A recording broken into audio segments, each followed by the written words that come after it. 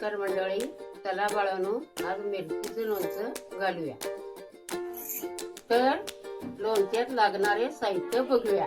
त्यासाठी काळ्या पाटीच्या मिरच्या घेतल्या, धुवून पुसून चिरून घेतल्या. चला तर बघूया त्यात लागणारं साहित्य. तर त्यात हळद, मीठ, कुटलेली मोहरी, लसूण, तिखट व तापलेलं तेल थंड करून त्याच्यात मिक्स करून घ्यायचं. चला तर आता मिरचीचं लोणचं घालूया. त्यात घालूया हळद,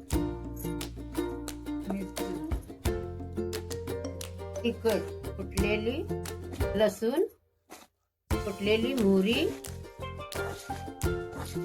चवीसाठी थोडस मीठ. तर त्यात तेल घालून मिक्स करून घेऊया. तर हे सगळं मिक्स करून घ्यायचं. तर बाळांनो, आमचं लोणचं तयार झालेलं आहे. तुमच्या घरी पण घालून तुम्ही